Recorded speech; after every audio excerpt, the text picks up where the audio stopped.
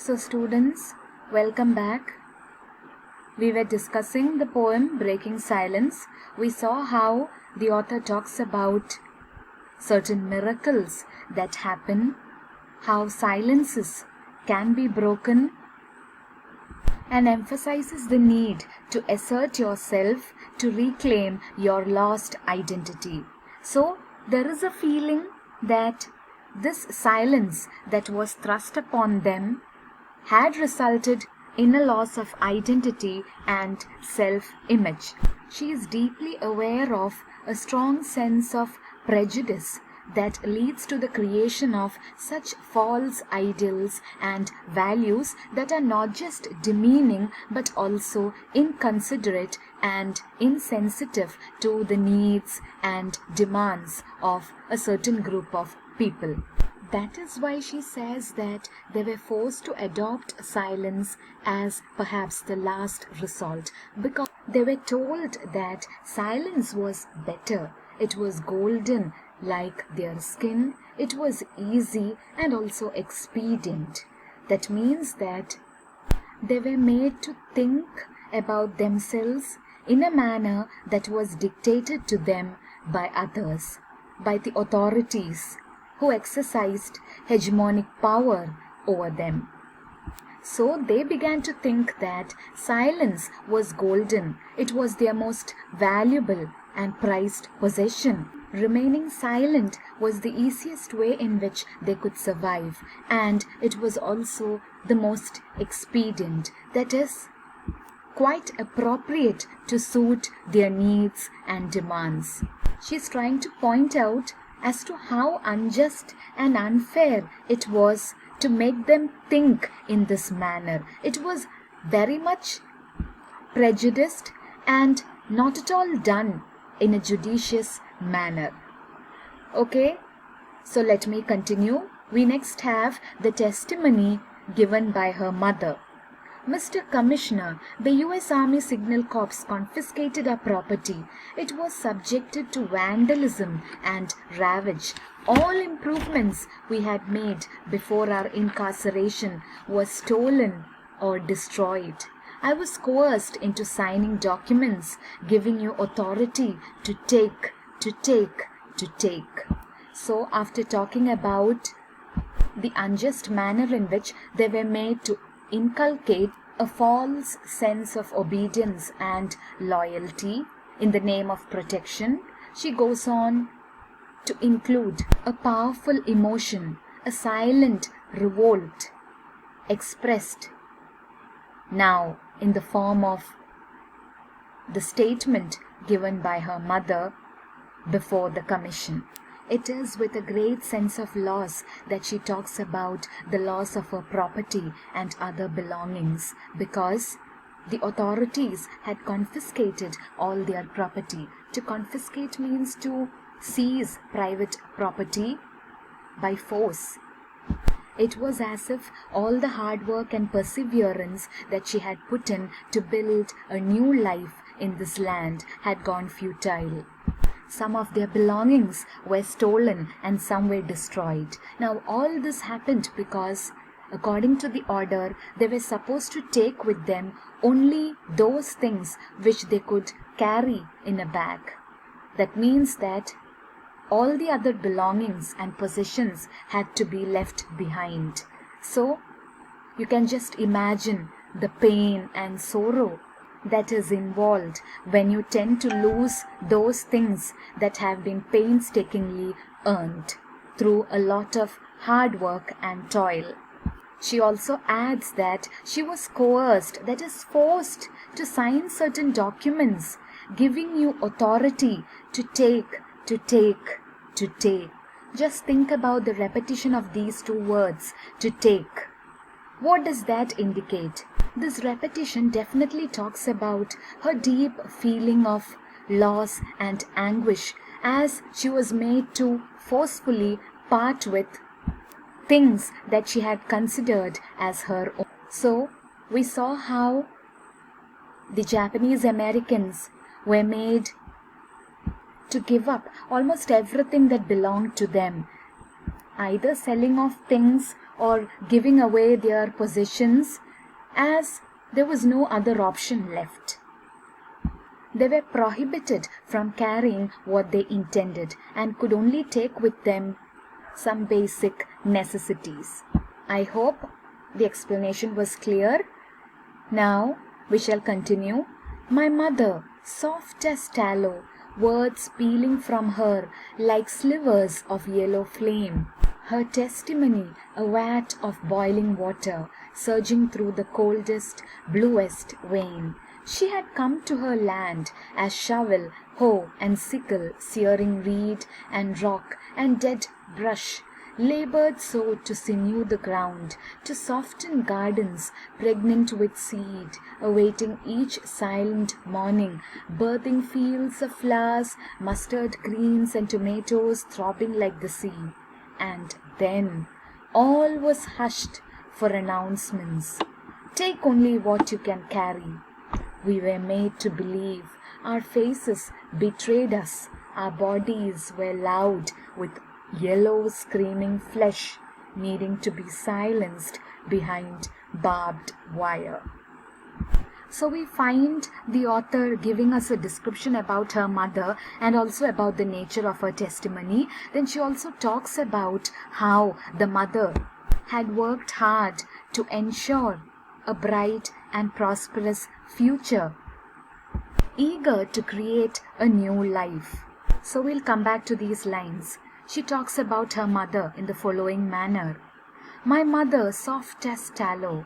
Tallow means animal fat. So she is perhaps indicating how soft and gentle her mother was.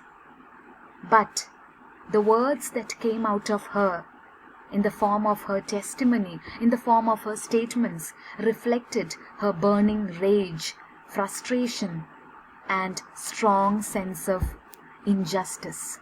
That is why we find her talking about her mother's words peeling from her like slivers of yellow flame. See, the color imagery is used here once more. So she describes the words coming from her mother, the words uttered by her mother, as slivers of yellow flame. Sliver means a small piece that is cut or broken off from something else. So here the implication is that each word that she spoke reflected her strong feelings that were remaining bottled up, stifled in herself. So her words are compared to slivers of yellow flame, flame indicating the fire of protest and indignation. So we find the author talking about how her mother broke her silence, expressed her voice, expressed all those feelings that were lying repressed within her. And she continues describing her mother. Her testimony, a vat of boiling water, surging through the coldest, bluest vein. So she brings two contradictory images here, that of the cold blue vein and of the fiery hot boiling water. That is, she is talking about how the testimony, the statement given by her mother can be compared the surge of boiling water through her cold vein. So this imagery again highlights the strength, the power and the vibrance contained in the words of her mother. It conveys the heat of her anger and the remarkable energy she makes herself heard. Okay, we shall continue. Hope the idea is clear.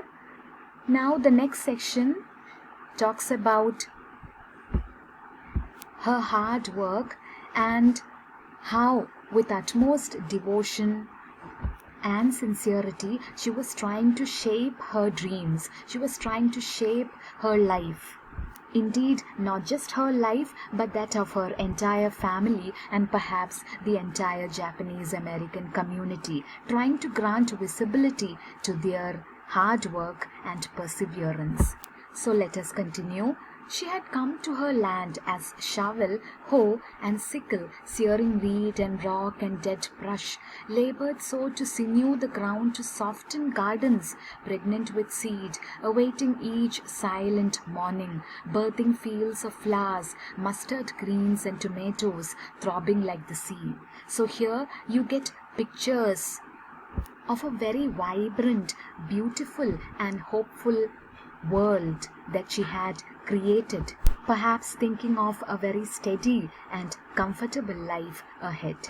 So we find a number of farming tools, agricultural tools, gardening tools mentioned here, and they all refer to the manner in which she could transform a piece of dry, arid land into a symbol of hope, resurgence, and renewal. She cultivated many crops, produced vegetables, created beautiful gardens through her sheer hard work and determination. So she would dedicate herself to the task of cultivating things in anticipation of a very good harvest. At first, strengthening the ground, laying the seeds, and then eagerly waiting for a rich feast of colors created by the vegetables, the flowers, and the other crops that she has cultivated. But all of a sudden, something happened, and you know what happened. So we'll see what the next lines say. And then all was hushed for announcements. Take only what you can carry. We were made to believe our faces betrayed us. Our bodies were loud with yellow screaming flesh, needing to be silenced behind barbed wire. So, as they were struggling hard to make a living with hopes and dreams about their future, something came that surprised and shocked them. It was a strange order that asked them to evacuate their places immediately, and they were supposed to take only those things which they could carry with them. She then expresses that absolute feeling of helplessness by saying that they were made to believe their faces betrayed them. So again she hints at the fact that there was a strong racial prejudice that was quite evident in such an order, because again we find her referring to the color yellow, and she expresses her absolute helplessness, that is the helplessness of the entire Japanese American community, as they encountered a very difficult situation from which there seemed to be no escape at all. So, let me read these lines. We were made to believe our faces betrayed us. See, she again refers to their skin color, their appearance. It was as if there was no way in which they could hide themselves or could prevent capture. The next 3 or 4 lines are very, very strong, as they perfectly epitomize the ruthlessness of oppression. She says, our bodies were loud with yellow screaming flesh, needing to be silenced behind barbed wire. So she tries to convey the idea that her racial identity, her ethnic heritage, made it almost impossible for her to escape.